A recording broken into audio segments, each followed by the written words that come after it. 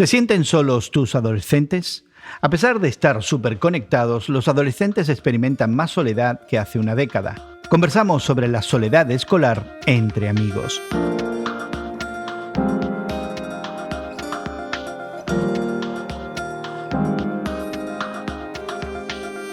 Gracias por acompañarnos entre amigos, esta conversación semanal con Guillermo Serrano, Elsa Mazzoni y tu servidor Gerson García sobre la fe cristiana y su interacción con el mundo contemporáneo.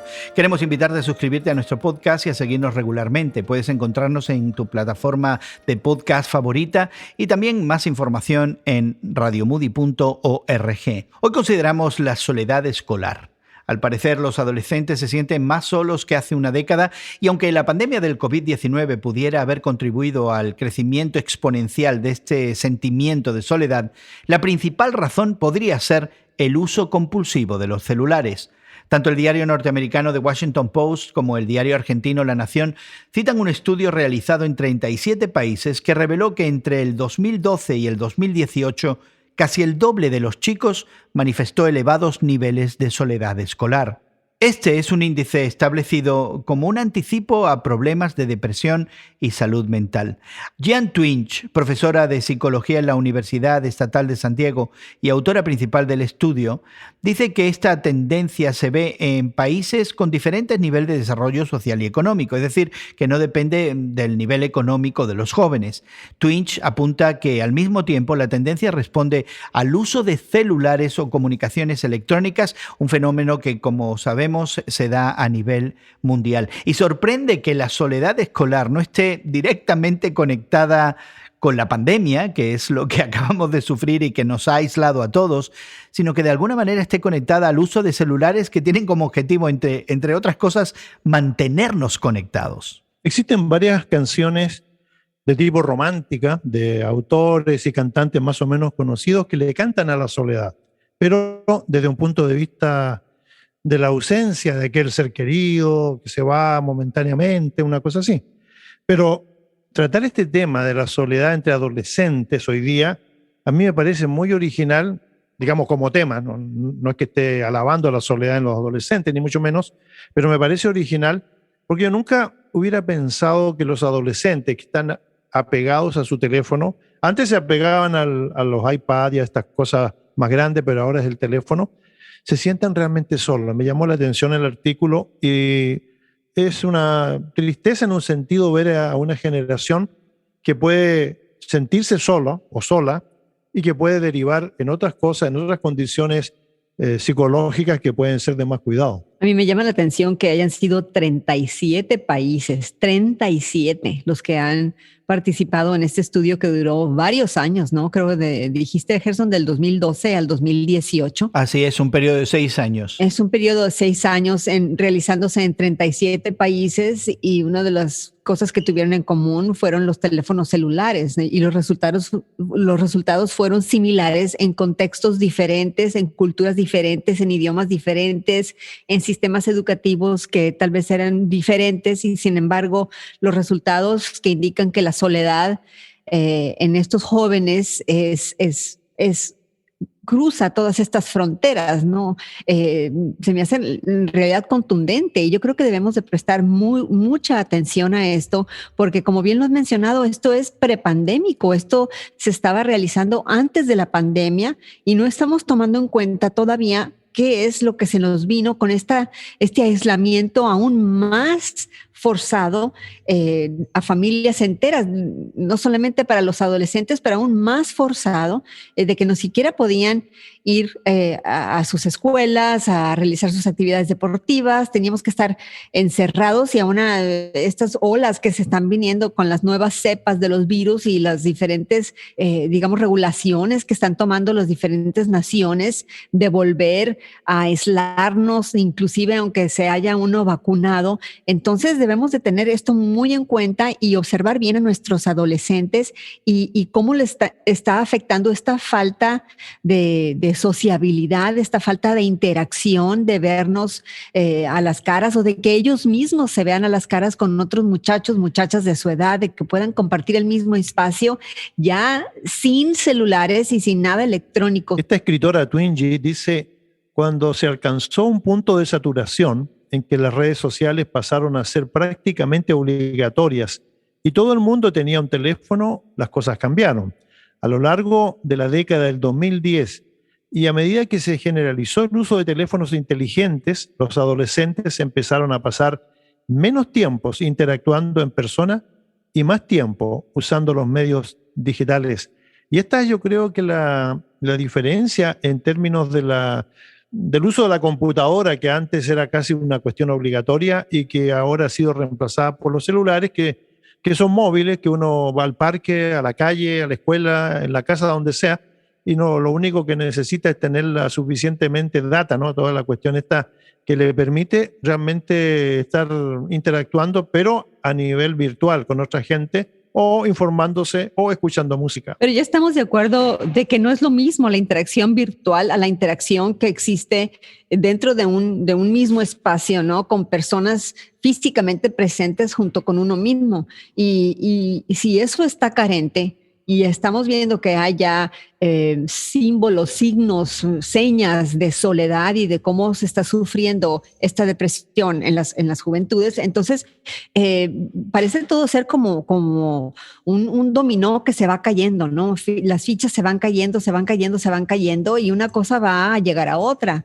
¿Cómo vamos entonces a solucionar la depresión en nuestros jóvenes? Entonces muchas personas van a optar por la medicación, por los medicamentos, y ahora ya están Estados Unidos y otros países están sufriendo con sociedades sobremedicadas en cuestiones psicológicas y no para esto, algo que debe solucionarse simplemente esta interacción con cuidado, pero como se hacía originalmente, no cara a cara, en contacto directo, estando en el mismo cuarto, pudiendo percibir los gestos entre unos y otros. En fin, ¿no? Yo creo que estamos perdiendo ese contacto y me preocupa nuestra juventud, de los cuales están siendo parte de este estudio que se ha realizado. Qué buena la expresión de Elsa, ¿eh? Como se hacía antes, eso me gustó. Prepandemia, ¿no?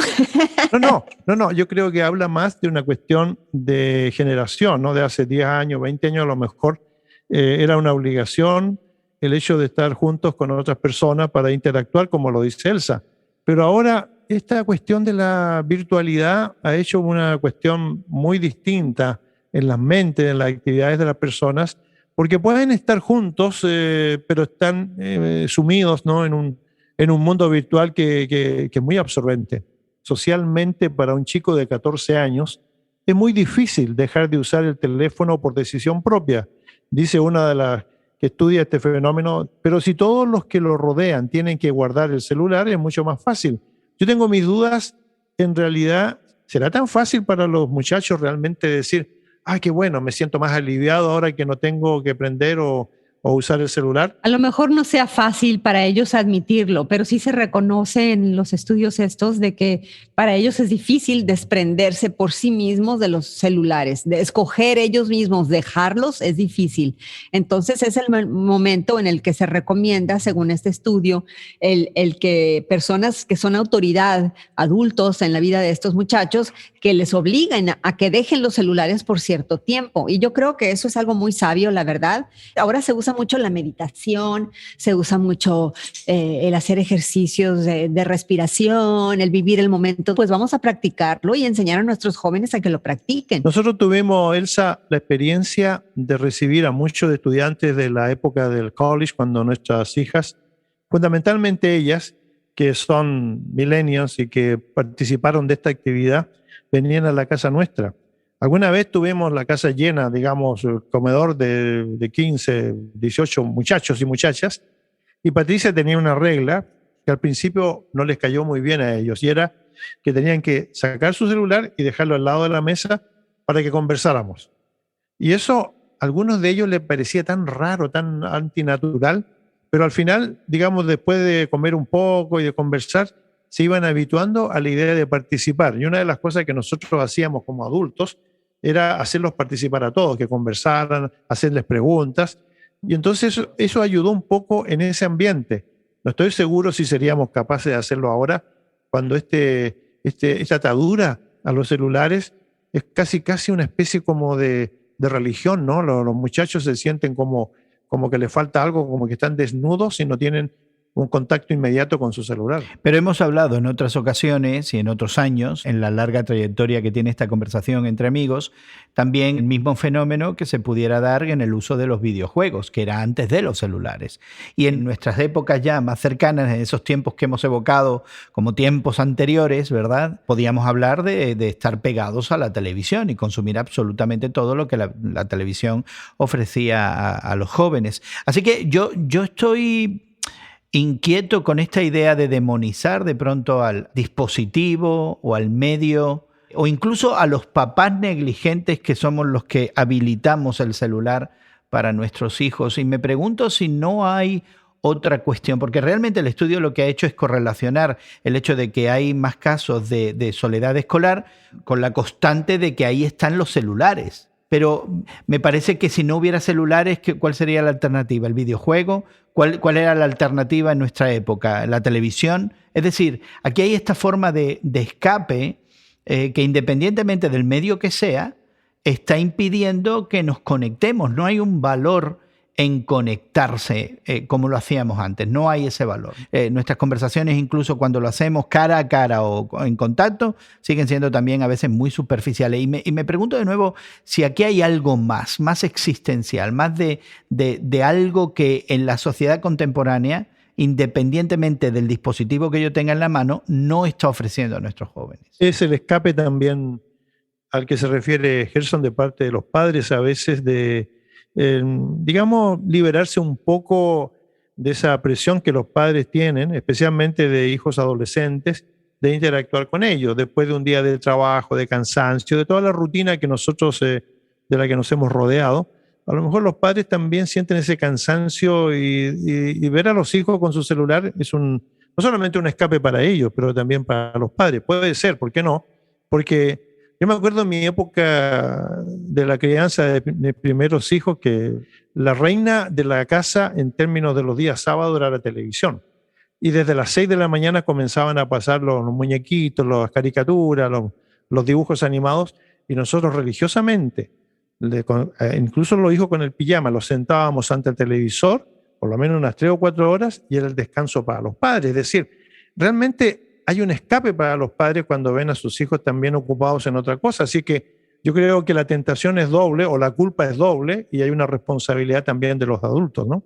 La idea de Jesucristo de no dejarnos solos, esta idea de que hay una presencia divina disponible que nos evita, entre muchas otras cosas, el estar solos, no parece ser necesariamente una alternativa para nuestros jóvenes. Bueno, no la veo yo como una alternativa, porque el tema de Jesucristo, sus enseñanzas, las cosas que encontramos en los evangelios, no forman el común de la conversación de las familias hoy día. Hubo una época en que para centrar la conversación había una especie como de una pulsera que decía lo que haría Jesús en este momento. ¿Se acuerdan de aquella? Uh-huh. Y entonces todo el mundo andaba con esa como una manera de un recordatorio, una ayuda de memoria. ¿Qué es lo que haría Jesús en este momento, no?